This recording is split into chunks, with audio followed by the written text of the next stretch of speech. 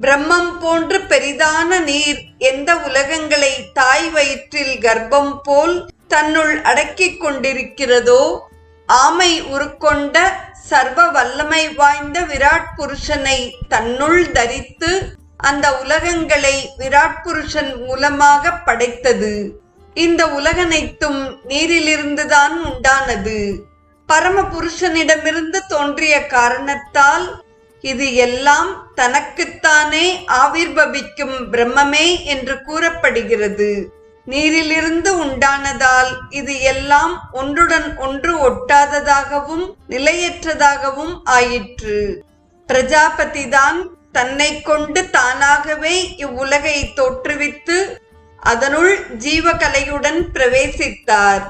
உலகங்களை படைத்து உயிர்களை படைத்து எல்லா திக்கு திசைகளையும் படைத்து பரபிரம்மத்திடமிருந்து முதலில் தோன்றியவரான பிரஜாபதி தன்னால் தானே ஆகிய உலகை எங்கும் ஊடுருவி புகுந்து நின்றார் என்று வேறு ஒரு இடத்தில் படிக்கப்படுகிறது.